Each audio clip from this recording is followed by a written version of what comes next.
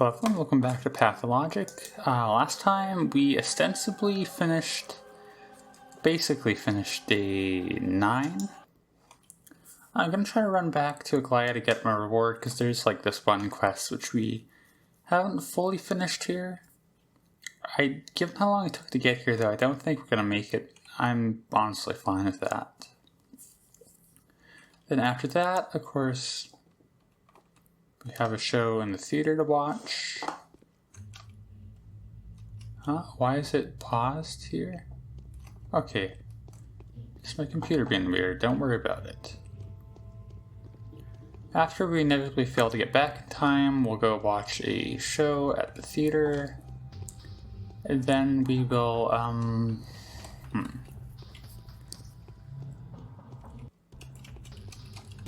And then we'll, sleep and progress the next day. So that's pretty exciting. So like I said, right now I'm on a time limit, so I'm just kind of rushing, but at some point we should probably like help someone, because like our reputation did take a hit because we like killed all those people. So we should maybe do something about that, although I don't know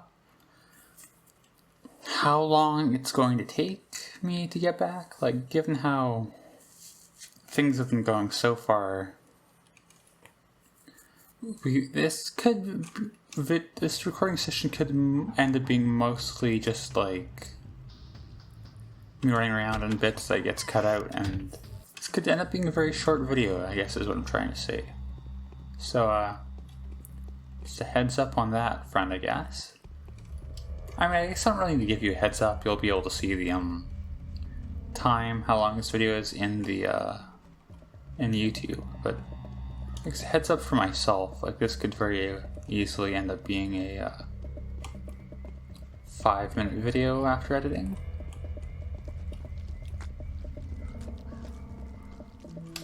Hey girl, what are you doing out here? Do not condemn us for a little viciousness. That's just how the local customs and morals are. I don't have the time to anyway. Is she part of a quest though? Like if I say the other line. Okay. She's just there, I guess. She's just the kind of NPC that's walking around now, I guess. I don't know if that's a time thing, or if it's just a like a day thing. But it's a thing. Alright, we are very, very close to midnight. Can I make it? Okay, just barely. I'm not going to save beforehand, just because of it. I found Brock and relayed your request to him. What did he say? He said he has nothing to tell you for now. He's going underground, drawn by the echoes of some events connected to his father's death. Ah, how untimely. We might have to resort to using a blind pawn. Yes, I'll give that changeling a chance. It could go well. I'm grateful to Dinkovsky and deeply indebted. My errand must have cost you dearly. Honestly, I'm almost broke. Oh, okay, and that's that. A new mime performance is being rehearsed. I talked to her again. They've grown up and grown tired of me. Yeah, now we don't have those dialogue trees options anymore. I might go back to an earlier save and see what they were up. Bachelor, I would like you to explain a certain important point to me. You have a close relationship with the Canes, do you not? Why do you ask? Because they're obviously fond of you. Very fond of you. Maria's in love with you, that's clear as day, even though it makes no sense if my knowledge of her future plans is correct. I mean, I don't think it's something that makes sense or not. Victor has gone so far as to trust you with some final family matter. Georgie speaks of you with great sympathy. And so? The Canes will help us, if they're still capable of anything at all, that is, to gather the necessary documents concerning that unusual structure, the polyhedron. I feel like this was kind of a mistake, but why do you need those documents? Are you joking? How am I supposed to work without documents? Firstly, I need to draw up a so-called inquisitor's argument, which will contain documental evidence providing the rationale for my decision. There could be a tribunal. It's not something to be trifled with. And secondly, that blasted block turned out to be not as dim-witted as I expected. He's taking advantage of my youth and weakness and has decided to ascertain the validity of my decisions himself. Without a shred of understanding, of course. And of course, doubting me from the start. Very well, what documents do you need? Basically, I need to know what that structure is. I need all documents pertaining to that building. There's probably a connection between this fantastic formula and fantastic events that have taken place. Where could those blueprints be?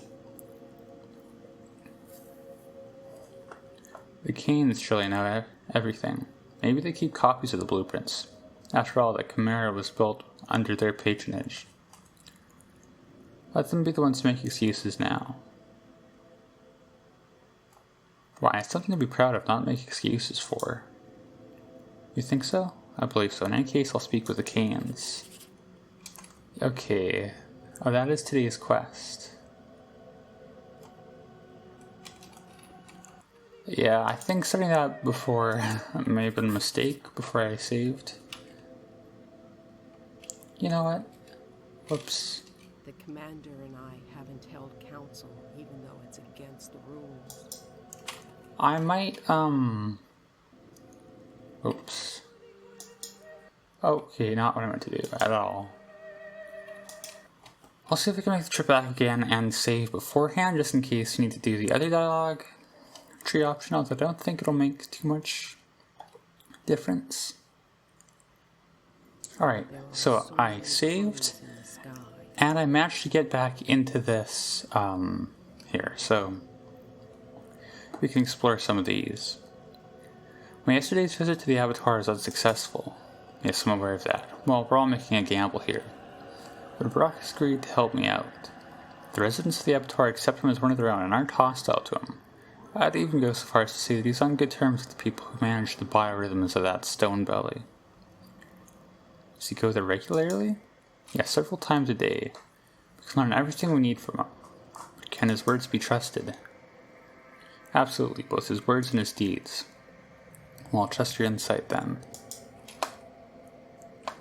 No. He hates us already. Okay. He'll raise us to the ground and kick his own grave. Should I just talk over her? But the power of knowledge will always find a way to trump the force of arms. I hope to demonstrate to the military in no uncertain terms, with your kind assistance, of course. How can I help you? First of all, you could collect detailed data on that peculiar structure. I mean the polyhedron. I see that you don't trust me after what happened yesterday. You're moving me from the front lines, are you? After yesterday's incident, I assigned a different person to work on the abattoir, a mysterious colleague, Artemy Brock. I have full faith in him. I trust Brock's honesty, but his principles and morals are alien to me. I cannot be deceived. Nice to hear that. Wonderful. Let everyone do what they are best suited for. Mysticism is for the mystics, the depths of the earth and their relics, for the true believers, and intellectual paradoxes, for the intellectuals. The abattoir will reveal itself to Brock. Well, that strange tower, I believe, will reveal itself only to you. That's what I'm hoping for as well. I was just going to discuss this with Victor Kane. They've grown up and grown tired of Are you talking about Block? I never managed that. He hated me so much. Why? What did I ever do to him? I was expecting some instinctive resentment as part of the age-long conflict between the military and the Inquisition. But Block, it seems, would happily have my head on a platter. What might be the reason? I wondered that myself. For a moment I thought he was driven by the same feeling that I am. A great man, but unexpectedly betrayed by the people he loves, will often seek to fill the whole universe with his blind spite. Yes, the feeling is indeed familiar. Does he consider himself betrayed? Come now, Minkowski.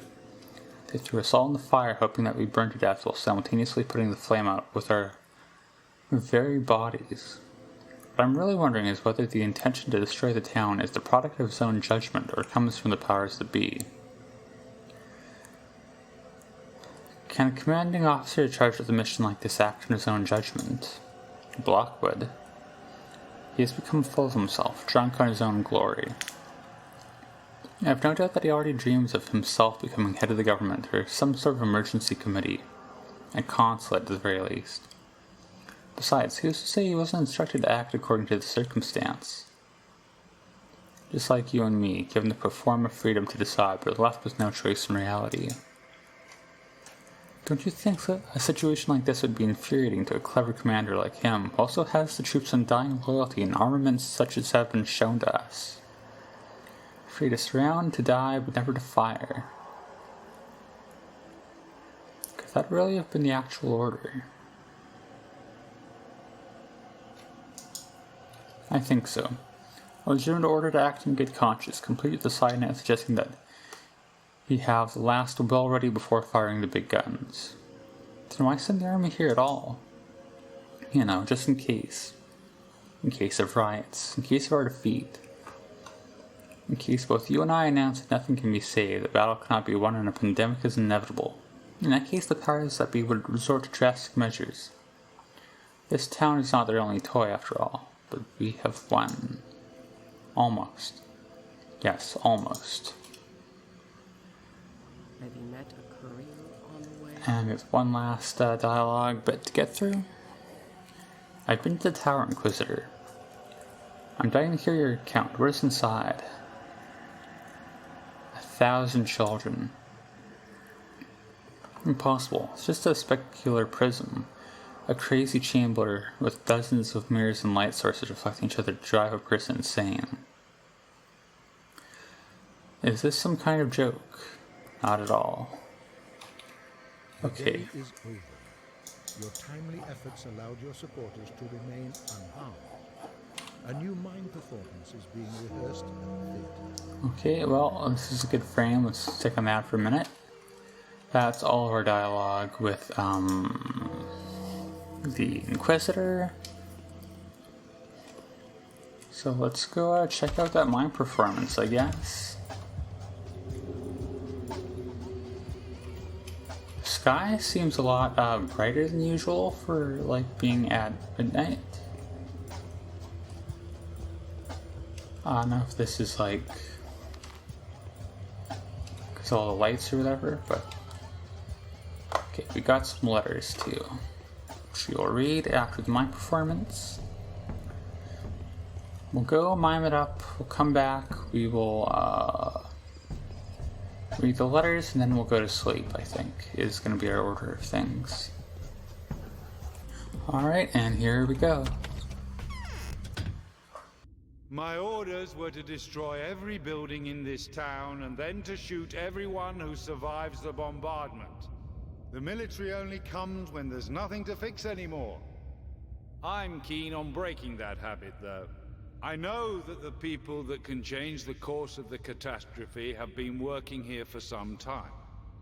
We will only destroy the thing pointed at by a healer who can argue in favor of taking such action. How about not shooting at all? If we don't shoot anything at all, the consequences will be devastating. You wanted freedom of choice. So choose a massive shelling or a single pinpoint strike. One way or another, we'll put an end to this circus.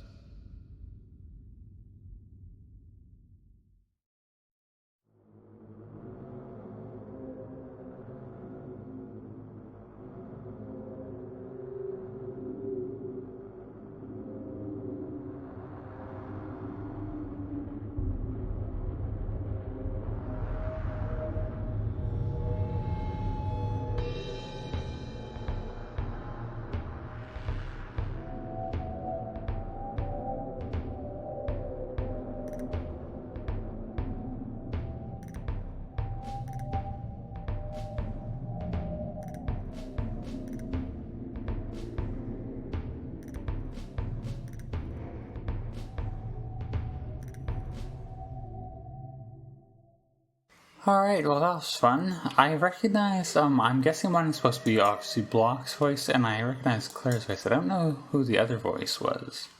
Also, his arm angle is kind of suspicious there. Anything for us, Mark? Changeling is the most sincere of them all. Some of them she saves, others condemns to death. At least she knows what she wants. You have my sincerest gratitude for finding an opportunity to pay a visit to a poor actor. But tell me, what do you make of the things you've witnessed recently? What is your impression? I'm referring to the few hours that we haven't seen each other. The impression is all over the place, to be blunt. I wholeheartedly agree. It's turning to a bedlam, wouldn't you agree? I can feel it here all too well, so can't get used to the piquancy of the whole ordeal. I'm really struggling here.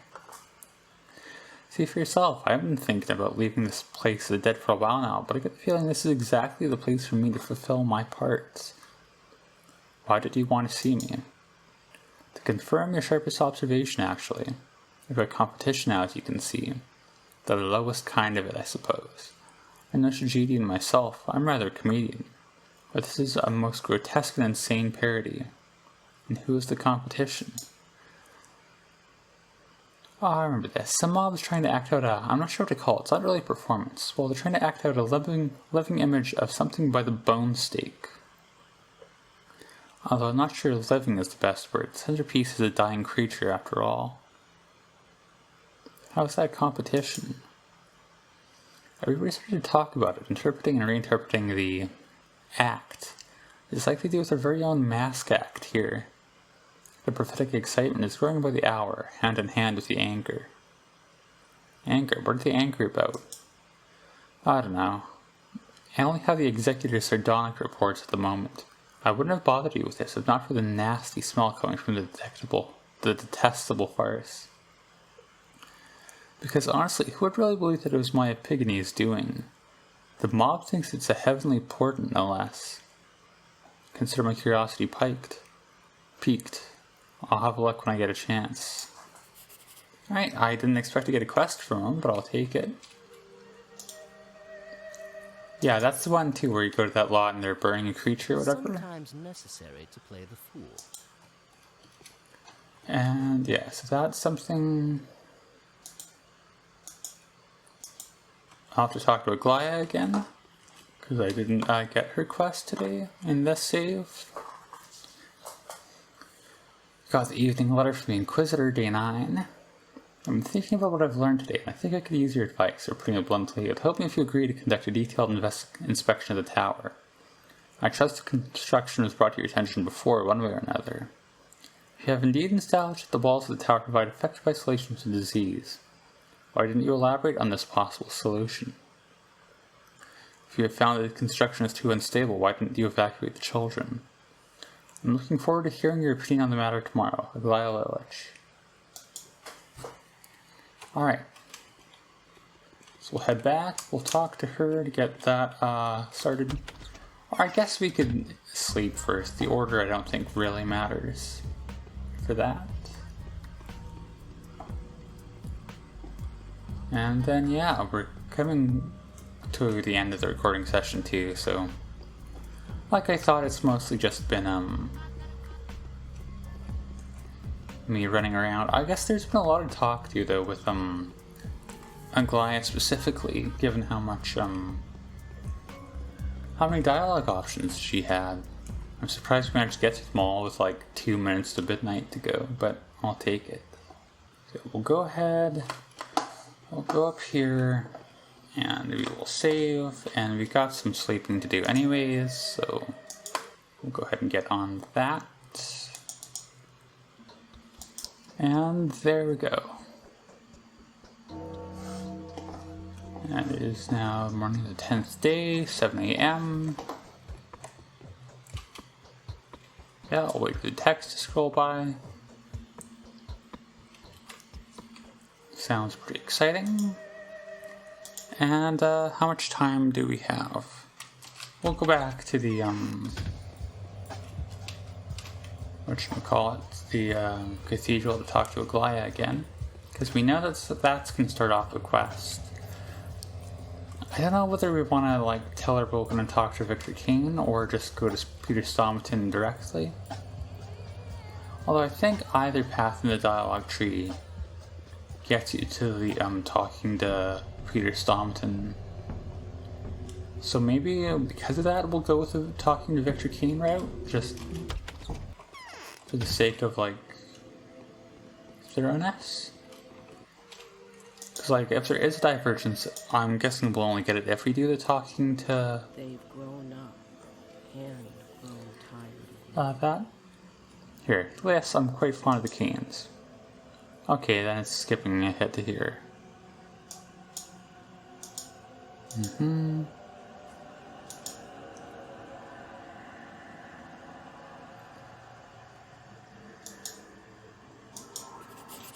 Alright, that's the dialogue we just went through a few minutes ago. Let's go to talk to Peter Stomaton. We have the task of the bone steak lot. So, is Peter's in that, not the tub, okay. Not in the pub, not the tub. And that's right near the bone steak lot too, so I guess we'll just head over there. But I think we'll head over there tomorrow. I'm a little under my recording session length, but it's going to take a while to get there. So yeah, next time we'll head over to the Far Island. We'll talk to Peter. We'll talk to the crowd over there burning the animal at the stake. You know, just typical fun stuff you'd expect with this game. And yeah, as always, thank you for watching.